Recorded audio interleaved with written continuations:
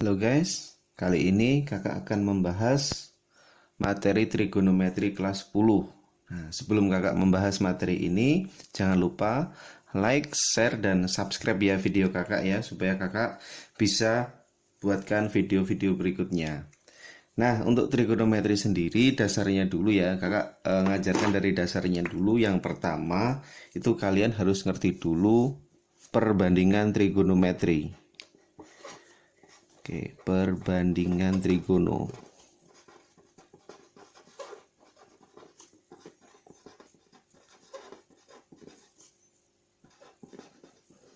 Nah, perbandingan trigono kita mulai dari bentuk segitiga siku-siku ya. Wajib kita ketahui dulu, wajib diketahui dulu segitiga siku-siku.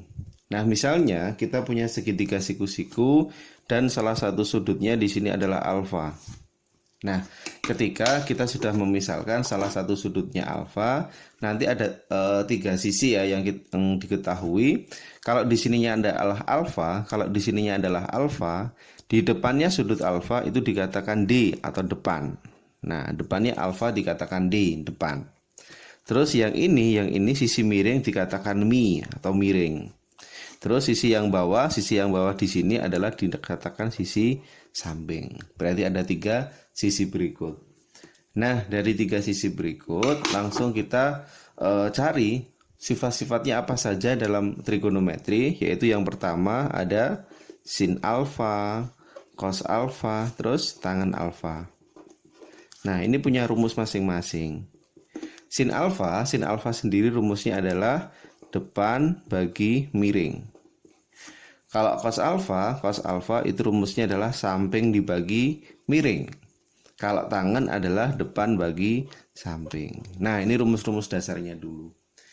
Dari rumus dasar berikut, nanti ada rumus kebalikan sin. Nah, rumus kebalikan sin itu dikatakan kosekan alfa atau sepersin alfa.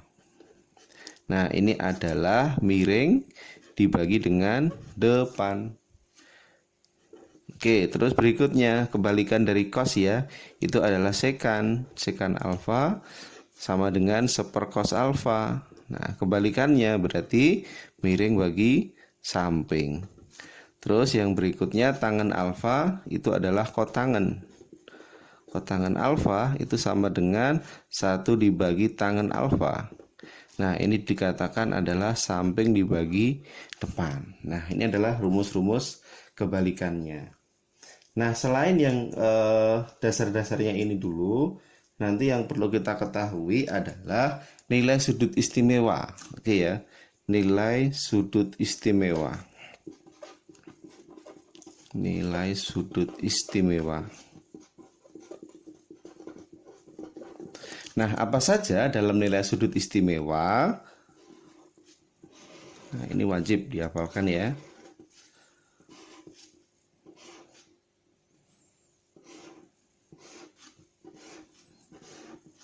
Ada 0, 30, 45, 60 sama 90.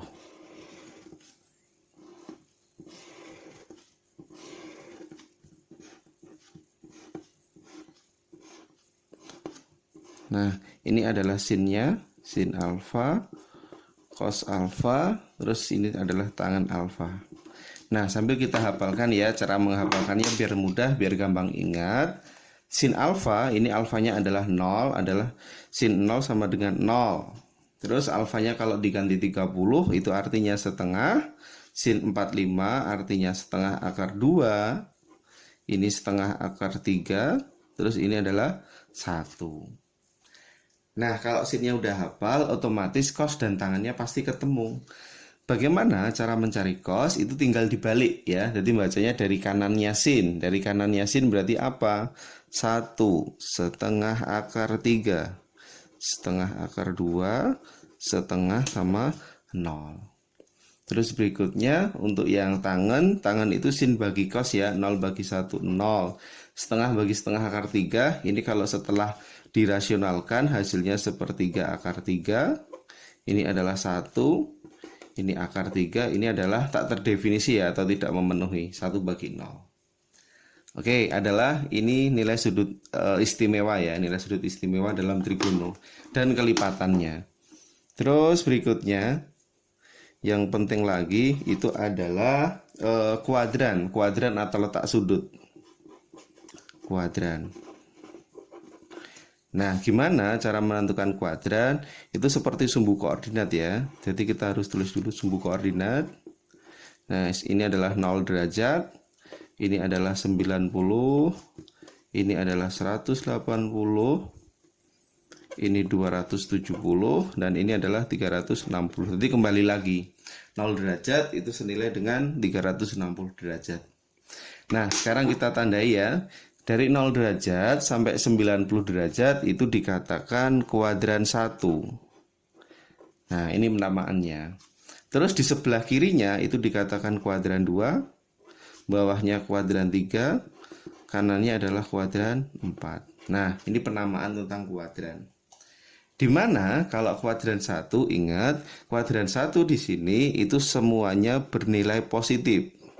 Maksudnya apa sih? Maksudnya baik sin, baik cos sama tangen itu hasilnya positif. Oke, nanti diingat selalu, ini penting. Terus yang sebelah kiri atau di kuadran 2 yang bernilai positif itu hanyalah sin. Nah, sinnya positif. Oke, berarti artinya kalau sinnya positif, cosnya nanti negatif, tangannya negatif. Ini yang positif hanya sin. Terus yang bawahnya adalah tangan. Ini tangannya yang positif. Terus yang sebelah kanannya itu adalah cos. Cosnya yang positif ya. Semua sin tan cos ya, semua sin tan cos. Itu konsep-konsep dalam kuadran ya atau letak sudut. Coba kalau kita sudah tahu tentang 3 konsep dasar ini, kita langsung eksekusi ke soal. Nah, ini udah kakak buatkan soalnya ya, langsung eksekusi soal. Nah, soalnya berikut. Nomor 1, diketahui sin alfa 5/13, cos betanya 3/5 dengan alfa tumpul dan beta lancip. Nah, tentukan nilai berikut. Nah, ingat langkah pertama yang harus kita lakukan itu adalah buatlah segitiga siku-siku ya. Karena di sini ada 2 sudut, nah makanya segitiga yang kita buat juga harus 2. Oke, nah gimana cara menuliskannya? Karena yang atas ini adalah alfa, berarti saya kasih senama sudutnya alfa dan ini adalah beta. Oke, kita ingat kembali sin alfa 5/13 artinya apa? Sin ingat, sin tadi rumusnya adalah depan dibagi miring ya, depan bagi miring. Artinya ini sebagai de atau depan, terus ini namanya adalah mi atau miring. Nah, oke, berarti bisa kita masukkan ke konsep segitiga. Depannya alfa, berarti ini ya, ini dikatakan 5. Terus mi, miring, ini adalah 13. Nah, ingat kalau sini 5 dan sini 13 artinya pasangan sisinya adalah 12. Ya, berlaku triple Pythagoras. Tapi ingat ini tumpul ya. Tumpul itu artinya apa sih sudut tumpul? Tumpul itu adalah sudut antara 90 derajat sampai dengan 180 derajat. Nah, ini namanya pengertian sudut tumpul. Apa sih yang kita ketahui tentang tumpul? Dari 90 sampai 180 derajat, ingat ini masuknya kuadran 2 ya. Yang positif siapa? Yang positif hanya sin. Nah, ini namanya kuadran 2. KW2. Yang positif hanya sin. Oke, terus yang berikutnya segitiga yang bawah. Ini lancip ya, ini lancip. Cos itu apa rumusnya? Cos itu adalah samping bagi miring. Nah, ini berarti bisa kita tulis ini samping dan ini adalah miringnya. Oke, bisa kita masukkan ke gambar segitiganya. Sampingnya ini adalah 3 dan miringnya ini adalah 5. Kalau 3 sama 5 berarti pasangannya di sini adalah 4 ya, triple Pythagoras. Lancip itu apa? Lancip itu dari 0 derajat sampai dengan 90 derajat. Nah, kuadran 1 semuanya positif ya. Oke, bisa langsung kita kerjakan soal berikut. Oke ya, langsung kita masukkan saja ya pertanyaan ini yang dicari sin alfa. Oke, kita pandang sin alfa. Sin alfanya sudah ada ya, 5/13. Masukkan saja. Cos beta masuk 3/5. Dikurangkan cos alfanya berapa cos alfa? Nah, kita cari dari sini. Cos alfa. Cos itu rumusnya adalah samping bagi miring ya. sampingnya adalah 12 dibagi miringnya 13. Tapi ingat alfa. Alfa di sini apa? Alfa di sini kuadran 2. Alfa di sini dari 90 sampai 180 kuadran 2. Yang positif siapa? Yang positif adalah sin. Nah, karena di sini soalnya cos, makanya tandanya adalah negatif. Nah, ini negatif. Nah, saya taruh di sini. Nah, negatif. Terus yang berikutnya sin beta. Sin beta rumusnya adalah depan bagi miring ya, 4/5. Nah, karena di sini beta dari 0 sampai 90 kuadran 1 ya, makanya ini positif, semuanya positif. Berarti kita dapat nih 5 kali 3 15 dibagi 65, min kali min ini plus. 12 sama 4, 48 dibagi 65. Oke ya, berarti hasil akhirnya adalah 63 dibagi 65. Cek 63/65, jawabnya B. Nah, itu untuk nomor 1. Next ya, sekarang untuk konsep nomor 2. Nah, sebelum saya masuk nomor 2, kita perlihatkan dulu tentang teorinya. Nanti saya tambahkan teorinya.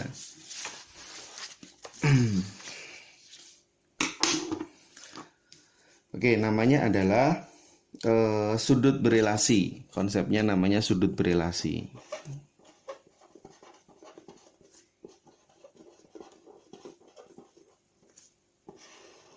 Nah, sudut berelasi itu apa? Jadi yang perlu kita ketahui dulu, kita punya 3 jenis ya nanti ya. Ada sin, ada cos, ada tangen. Ini kakak persingkat saja ya. Sin cos tangen. Misalnya kita punya sin cos tangen 180 derajat atau 360 derajat plus minus alfa. Nah, ini maksudnya bisa sin 180 plus alfa, sin 360 min alfa, dan seterusnya. Nah, ketika kita punya bentuk berikut, nah artinya apa? Kalau di sini sin, di sini nanti tetap sin. Kalau sini cos, sini tetap cos. Kalau sini tangen, sini tetap tangen. Nah, sudutnya ini diabaikan ya. Ini alfa, ini alfa, ini alfa. Nah, tapi ingat di sini nanti masih ada tanda plus minus. Nah, plus minus. Kenapa kok plus minus? Sebenarnya plus minus ini tergantung dari kuadran ya, tergantung dari kuadran. Ingat tadi ya, jadi kuadran-kuadran atau letaknya. Kalau kuadrannya sesuai berarti positif, tapi kalau enggak negatif. Oke ya, jadi diingat kalau 180 atau 360 itu artinya tetap. Nah, tetap itu sin tetap sin, cos tetap cos, tangan tetap tangan. Coba yang berikutnya. Kalau kita punya sin cos tangen dengan sudut yang kita pakai nanti 90 atau 270 ya, plus minus alfa. Nah, hati-hati kalau sin cos tangen dipasangkan dengan ini 90 atau 270 itu artinya berubah. Nah, berubah bagaimana? Di sini maksudnya kalau berubah sin nanti berubah jadi cos. Kalau cos itu jadi sin, kalau tangen itu jadi kotangen. Kotangen boleh atau sepertangen. Oke ya, ini sudutnya alfa semua. Nah, ini ada plus minus, plus minus, plus minus. Sama ya, tergantung dari kuadran atau letaknya. Oke, kalau yang konsep ini sudah bisa. Coba nanti kita main ke contoh ya, main ke contoh-contoh soal yang seputar ini. Oke, misalnya kakak punya contoh ya. Ini nomor 1 misalnya. Kakak punya sin 240. Nah, gimana cara mencari sin 240? Kita gunakan dua cara ya, cara atas sama cara bawah. Nah, kira-kira 240 itu kita bisa menggunakan 180 atau 360 yang paling dekat. Nah, yang paling dekat 180-nya ya. Berarti kita bisa ubah menjadi sin 180 ditambah berapa ya kira-kira? Nah, intinya ini harus sama. Ini harus sama. 180 ditambahnya berarti 60 ya. Nah, ini. Terus kalau misalnya nih saya pakai yang bawah 90 sama 270 ya. Sin. Berarti yang dipakai yang mana? Yang paling mendekati ya, 270. Ini 270. 270 diapakan supaya menjadi 240, berarti dikurangkan dengan 30. Nah, ini yang penting nilai sudutnya sama ya, yang dalam kurung harus sama. Oke, Ingat selalu, kalau yang dipakai 180, kalau yang dipakai 180 itu artinya tetap ya, tetap. Nah, tetap itu sin tetap sin. Kalau yang dipakai 270 artinya berubah, sin berubah jadi cos. Sudutnya langsung ditulis 60, ini adalah 30. Nah, berarti sin 60 hasilnya berapa? Ingat tadi, sin 60 setengah akar 3. Terus cos 30 juga setengah akar 3. Nah, kalau sudah, tapi jangan lupa ya, hati-hati, ini masih belum ngecek kuadran ya.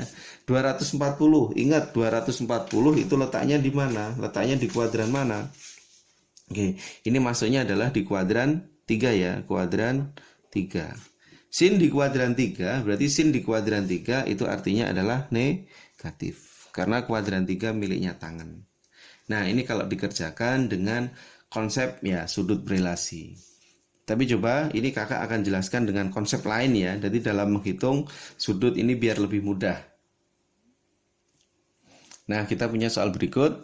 Yang pertama, sin 240 ya. Kita gunakan cara lain. Kakak punya cara lain untuk menghitung biar lebih mudah. Nah, langkah pertama yang perlu diperhatikan adalah angka depannya ya. Jadi yang dilihat angka depannya dulu.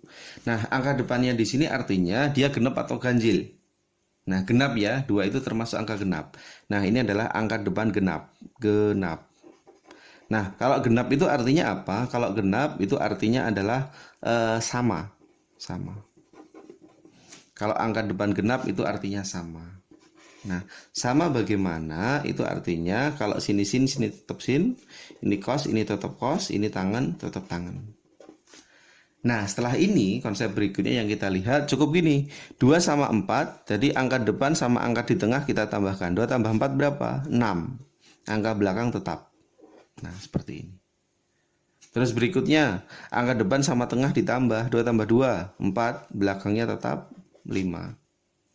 Terus 2 tambah 1, 2 tambah 1 adalah 3. Angka belakang tetap 0.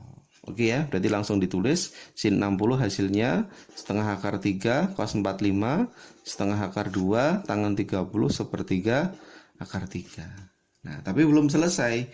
240 kuadran berapa? Kuadran 3 ya. Sin di kuadran 3 berarti hasilnya adalah negatif. 225 kuadran 3 juga cos negatif. Tangan kuadran 3 positif. Coba kita cek ya. Sin 240 pakai cara kakak tadi hasilnya min setengah akar 3. Sama nggak? Sama. Pakai teori sama pakai ini sama. Nah, ini diingat. Ini tadi kalau kasus kita jika angka depannya adalah angka genap. Nah, bagaimana sekarang kalau kita menjumpai soal berikutnya di bawah? Nah, kakak punya kalau misalnya angka depan ganjil. Nah, ganjil. Ganjil di sini artinya berubah. Berubah. Nah, berubah bagaimana? Kalau sin itu nanti berubah jadi cos. Kalau cos itu jadinya sin. Kalau tangan itu kotangan ya, atau nama lainnya sepertangan saja. Nah, berarti kalau sudah 1 tambah 2 3, angka belakang tetap. 1 tambah 3 4, belakang tetap 5. 3 tambah 1 4, belakangnya tetap 5. Nah, tinggal dicari cos 30 hasilnya setengah akar 3 sin 45 setengah akar 2 tangan 45 ini 1 ya, ini hasilnya 1. Oke, 120 ingat sin 120 berarti sin di kuadran 2, sin kuadran 2 positif, cos kuadran 2 negatif. Nah, tangan di kuadran 4 ya, kuadran 4 berarti negatif nih. Nah, oke, cukup gitu. Jadi menghitung ini simpel. Oke ya, kalau sudah, coba yuk kita terapkan pada soal berikutnya. Ini soal kakak yang kedua ya. Jadi teori langsung ke soal, jadi biar paham. Nah, ini kakak punya soal berikut nih. Sin 120 cos 240 min tangan 225. Bagaimana? Nah, kita lihat dulu yang pertama sin 120 ya. Bagaimana cara mencari sin 120? Ganjil, berubah jadi cos ya. 1 tambah 2, 3, 30. Cos 30 adalah setengah akar 3. Sin di kuadran 2 berarti positif. Nah, langsung. Berikutnya cos 240, cos 240. Genap ya, ini kan genap. Genap itu artinya sama. 2 tambah 4, 6. Belakang tetap 0. Cos 60 adalah setengah. Tapi ingat kuadran. Cos di kuadran 3 ya, cos di kuadran 3. Cos di kuadran 3 artinya adalah negatif. Oke, terus yang berikutnya tangan 225 genap. Nah, genap itu tetap tangan 2 tambah 2 4 5 1. Oke, karena di sini miliknya kuadran 3 ya, kuadran 3, tangan kuadran 3 berarti kan positif nih. Nah, nilainya positif. Oke, langsung dimasukkan. Ini pertanyaan totalnya sin 120 cos 240 dikurangi tangan 225. Oke, sin 120 nih berapa? Setengah akar 3. Cos 240 masukkan ya. Ini nilainya min setengah. Tangan 225 nilainya 1. Berarti hasilnya setengah akar 3. Min setengah kurang 1. Berarti min 3/2. Dicek. Setengah akar 3 min 3/2. Jawabnya C. Oke. Oke, berikutnya kita akan bahas tentang identitas trigonometri ya. Jadi ada 3 rumus dalam identitas trigonometri. Nah, ini bagaimana cara menghafalkannya? Yang pertama itu konsep dasar ya. Sin kuadrat X ditambah cos kuadrat X hasilnya 1. Nah, terus bagaimana mendapatkan yang pola kedua? Jadi pola kedua itu sebenarnya gini ya. Dari persamaan 1 ke persamaan 2 itu sebenarnya tinggal kita bagi dengan cos kuadrat. Nah, jadi setiap bentuk kita bagi dengan cos kuadrat nanti menghasilkan ini. Terus berikutnya dari bentuk pertama ke bentuk yang ketiga itu prinsipnya kita bagi dengan sin kuadrat X. Nah, oke, nanti masing-masing kalau kita bagi hasilnya seperti itu. Coba yuk langsung kita eksekusi ke soal ya. Nah, saya punya soal yang nomor 3. Sin kuadrat 25, sin kuadrat 35, sin kuadrat 55, sin kuadrat 65. Ingat di sini yang kita punya dia bukan istimewa ya, dia bukan sudut istimewa. Jadi tidak sembarangan nanti kita dalam mengerjakan soal. Nah, kita bisa kaitkan pada konsep atau sifat-sifat yang sudah ada ya tadi ya. Ingat, sin sama cos akan bernilai 1 jika sudutnya sama ya. Di sini X, di sini X. Nah, kalau di sini Y, di sini Y. Kalau sini 45, di sini 45. Intinya harus sama dulu. Nah, apakah di sini ada sudut yang sama?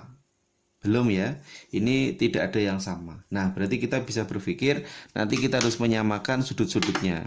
Oke, kakak tulis dulu ya, urut dari yang depan sama dulu. Ini sin kuadrat 25 kakak tulis sama, ditambah berikutnya sin kuadrat 35. Nah, terus berikutnya saya ingin mengubah ini ya, saya ingin mengubah ini sin 55-nya. Saya ingin mengubah sin 55-nya. Nah, bagaimana cara mengubahnya? Ini saya tulis di sini. Nah, sin 55 itu kalau kita gunakan konsep sudut berelasi itu bisa ditulis sin 90 dikurang berapa? Kurang 35 ya. Nah, ini kan jadi sin 55. Ingat kalau yang dipakai 90 konsep tadi berarti berubah ya. Dipakai 90 berarti berubah jadi cos. Nah, cos 35. Langsung. Terus yang berikutnya sin 65. Nah, sin 65 kalau kita ubah nih berarti kan menjadi sin berapa ya? 90 dikurangi 25. Nah, karena yang dipakai adalah angka 90 berarti berubah ya. Ingat selalu sin 90 min 25 ini jadinya adalah cos 25. Nah, ini pengubahan bentuk tentang sin 55 dan sin 65 tadi. Oke ya, berarti bisa kita masukkan ke konsep ini. Sin kuadrat 55 berarti bisa diubah menjadi ini ya, cos 35. Nah, cos 35 ada kuadratnya. Terus yang berikutnya yang ini sin 65 itu artinya adalah cos 25 ada kuadratnya di sini. Oke, bisa kita mainkan sifatnya sekarang. Sin kuadrat 35 cos kuadrat 35. Sudutnya udah sama. Nah, kalau sudutnya udah sama tadi, sin kuadrat cos kuadrat hasilnya 1. Berarti segini, ini ya. Segini hasilnya adalah 1. Nah, ini sama juga, 25 ini 25. Sin kuadrat cos kuadrat. Nah, ini sama ini. Nah, hasilnya adalah 1. 1 tambah 1 berarti hasilnya adalah 2. Oke, ketemu E. Udah ya? Oke. Lanjut, yang nomor 4. Saya punya soal berikut. 1 min cos X dibagi sin X ditambah sin X 1 min cos X. Nah, pada prinsipnya bagaimana? Kalau yang namanya pecahan itu menyamakan penyebut ya. Oke, penyebutnya langsung kakak kali ya. Ini sin X dikalikan dengan 1 min cos X. Nah, kalau sudah dikali yang bawah, terus yang atas dikali silang ya. Yang atas kalau dikali silang 1 min cos berarti 1 min cos X. Nah, ini dikuadratkan ya. Sin X sama sin X artinya sin kuadrat X. Nah, penjabarannya bagaimana? Ini tinggal kita jabarkan 1 min 2 cos X ditambah cos kuadrat X. Nah, ini penjabaran yang depan ya. Ini depan, kalau dijabarkan hasilnya ini. Terus berikutnya belakang masih ada sin kuadrat. Nah, dibagi, penyebutnya sama ya. Jadi jangan kita kalikan, biarkan tetap seperti ini. Karena nanti disederhanakan. Oke, kalau sudah ingat, nah bentuknya ini kan sama sesuai sifat yang atas tadi. Ini kan hasilnya 1 ya. Cos kuadrat, sin kuadrat hasilnya 1. 1 plus 1 nih berarti 2. Kita punya 2, min 2 cos X. Nah, dibagi dengan bawahnya sin X dikali 1 min cos X. Nah, berarti bisa kakak buat. Ini 2-nya kakak keluarkan ya. 1 min cos X dibagi sin X. Nah, 1 min cos X. Nah, pada akhirnya ada yang sama nih, pembilang dan penyebut. Kita sederhanakan. 2 bagi sin. Kalau sinnya itu di bawah, sinnya di bawah, itu nama lainnya adalah 2 kosekan. Kosekan, kosek X. Nah, dicek 2 kosekan X, 2 kosekan X, jawabnya adalah B. Oke, kita masuk persamaan trigonometri ya. Jadi persamaan trigonometri nanti ada 3. Misalnya yang pertama, ini kita punya sin X sama dengan sin alfa. Nah, terus yang kedua, cos X sama dengan cos alfa. Terus yang ketiga adalah tangan X sama dengan tangan alfa. Oke, diingat prinsipnya, karena kiri dan kanan udah sama, berarti yang cukup kita tulis yang X ya. Terus yang di sini adalah alfa. Oke, nanti langsung ditambahi plus K kali 360. Itu untuk yang sin ya. Terus jangan lupa, sin itu punya 2 bentuk. Ini X1, ini X2.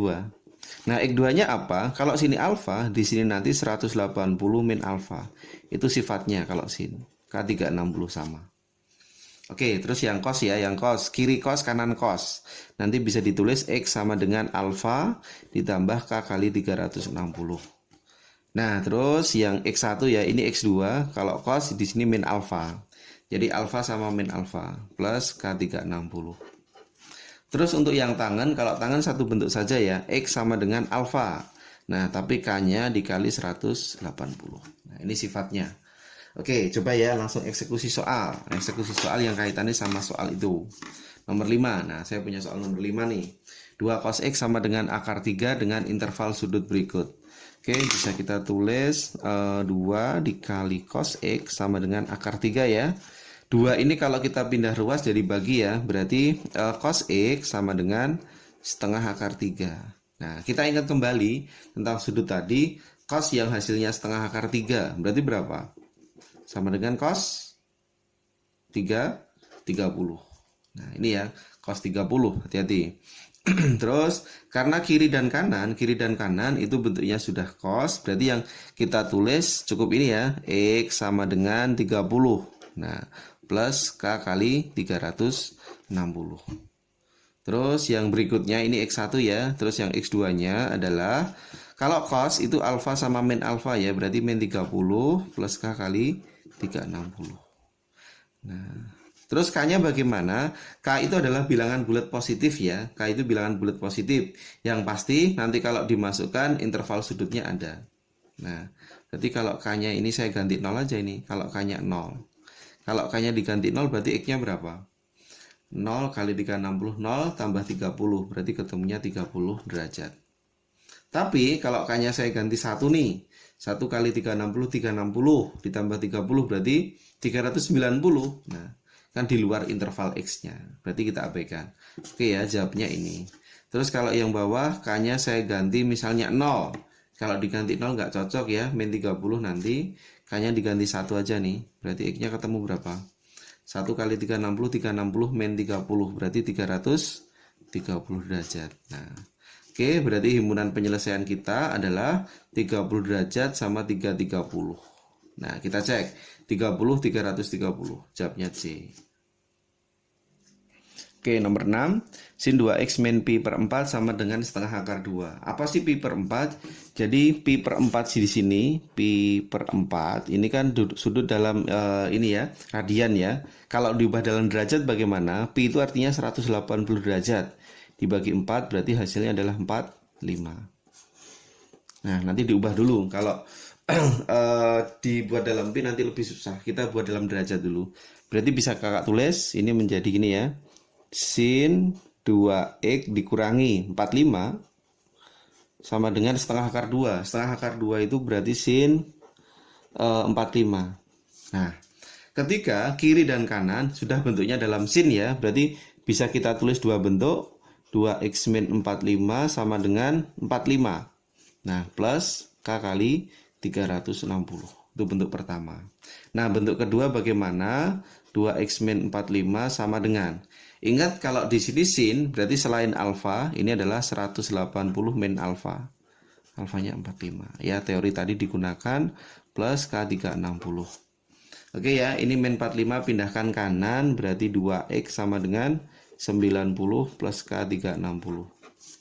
Sederhanakan bagi 2. Oke, bagi 2 berarti x-nya sama dengan 45 ya.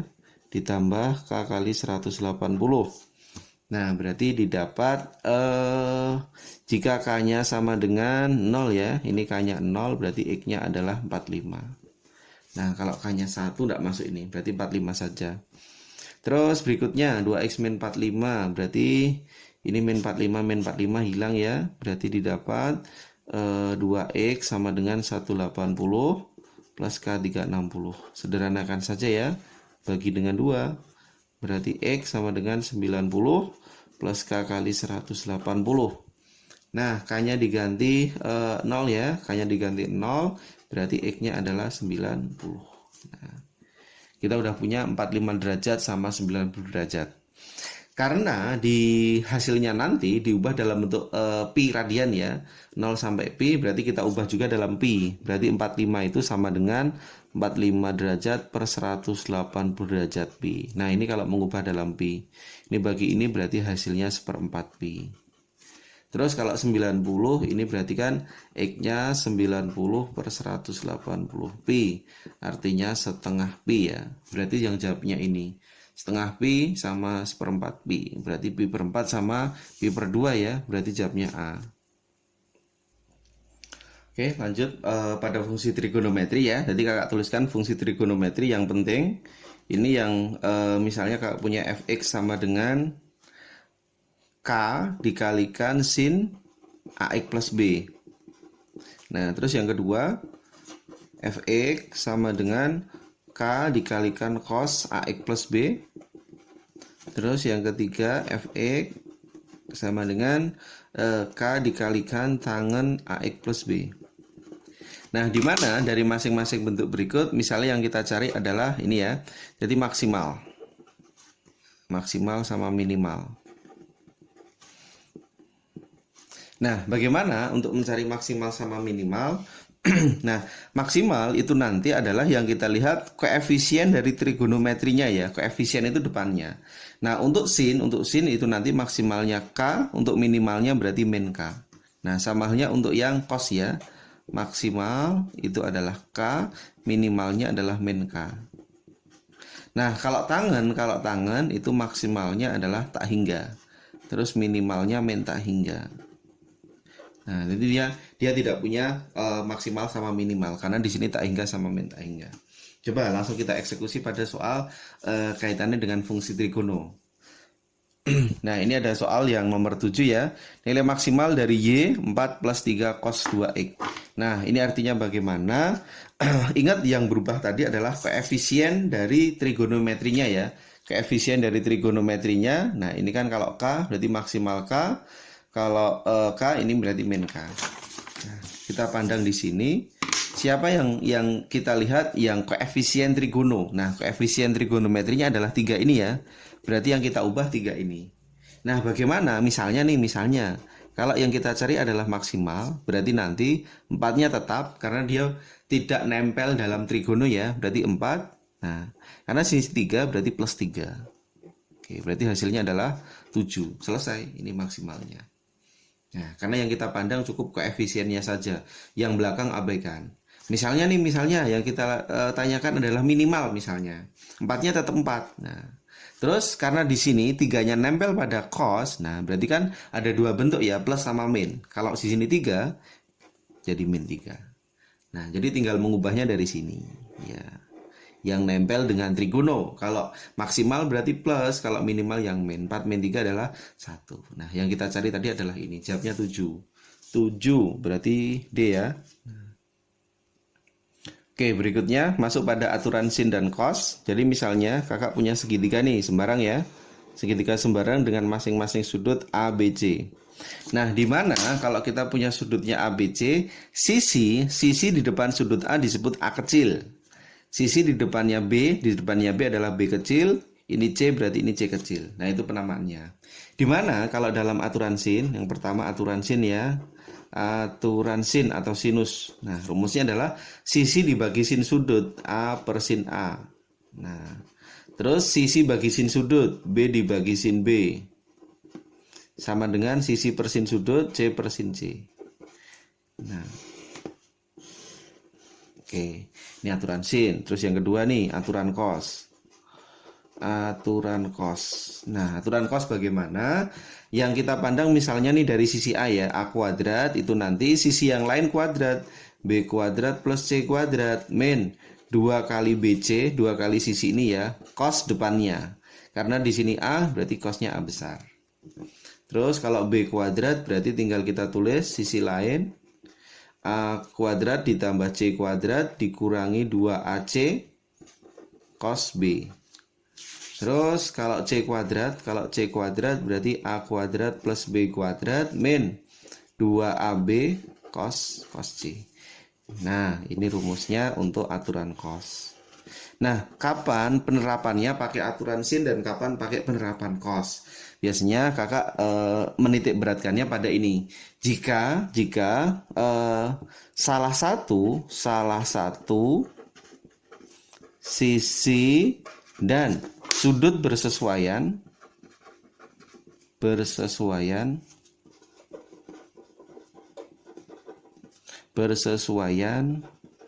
diketahui.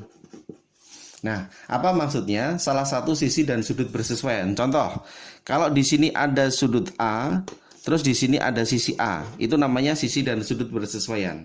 Kalau salah satu sisi dan sudut bersesuaian diketahui, berarti gunakanlah pakai aturan sin. Nah, kapan pakai aturan cos? Jika tidak ada di sini, ya. Jadi kebalikan dari atas, kebalikannya atas. Nah, kebalikannya atas. Jika salah satu sisi dan sudut bersesuaian tidak diketahui, nah berarti langsung pakai aturan cos. Oke ya, langsung kita terapkan pada soal. Nah, ini kakak punya soal. Nah, diketahui segitiga ABC dengan masing-masing yang diketahui berikut ya. Jadi kita bisa buat gambar segitiganya bebas ya, sembarang aja ini. Buat gambarnya. Ini ABC. Nah, di mana sudut A-nya diketahui 30, B-nya 105. Nah, karena A30 B105 berarti sudut yang lainnya adalah 45 ya, otomatis ya. Kenapa kok 45? Total sudut segitiga 180. Oke, terus masing sisinya BC-nya 12. Terus pertanyaannya mencari AB, AB-nya tanda tanya. Nah, ingat prinsipnya apa tadi? Jika sisi dan sudut bersesuaian. Nah, ini sudutnya. Sisi depannya ada. Nah, karena sudut dan sisinya ada, salah satu sisinya ada, berarti pakai aturan sin. Oke ya, cara nulisnya bagaimana? Sisi per sin sudut berarti 12 dibagi sin sudutnya. Sudut depannya adalah 30. Nah, sisi bagi sin sudut, sisinya AB dibagi sin sudutnya, berarti sin. Nah, sini depannya adalah 45 ya. Nah, seperti ini. 12 bagi setengah sama dengan AB yang ditanyakan dibagi setengah akar 2. Nah, setengahnya kita coret, tinggal 1 ya. Berarti AB-nya hasilnya kali silang 12 akar 2. 12 akar 2 B. Lanjut, nomor 9. Kapal berlayar dari A ke B sejauh 80 mil dengan arah 50 derajat. Jadi misalnya nih, kita buat acuan ya. Ini pembahasan nomor 9. Kita buat acuan, ini arahnya ya. Ini sebagai titik awalnya yaitu A. Berlayar dari A ke B sejauh 80 mil, sudutnya 50 derajat. Nah, ini misalnya seperti ini ya. Nah, ini adalah sudutnya 50 derajat. 50 derajat dengan jarak tempuhnya adalah 80 mil. Nah, ini 80 mil. Terus berikutnya kemudian berputar ke haluan ke C. Ini tadi titik B, ini adalah B-nya. Ini titik B. Kemudian berputar haluan ke C sejauh 120 mil dengan arah 170 derajat. Jadi cara berpikir kita dari ini ya, dari acuan awal ini ya. Berarti kalau 170 derajat, nah ini besar ini 170 derajat, berarti kira-kira segini ya. Nah, oke, ini adalah titik C. Nah, misalnya. Nah, ini tadi berputarnya 170 derajat. Nah, seperti ini. Nah, pertanyaannya sekarang jarak A ke C. Nah, cara mencari ini bagaimana? Set. Nah, ingat prinsipnya. Ini namanya adalah sifat sudut saling sepihak ya di materi kelas 2 SMP. Kalau sini 50 derajat, sudutnya ini berapa? Nah, sudutnya ini dulu yang kita cari. Nah, sifatnya adalah total sudut sepihak itu adalah 180. Kalau sini 50, berarti dipastikan ini adalah 130. Paham ya? Di total hasilnya 180.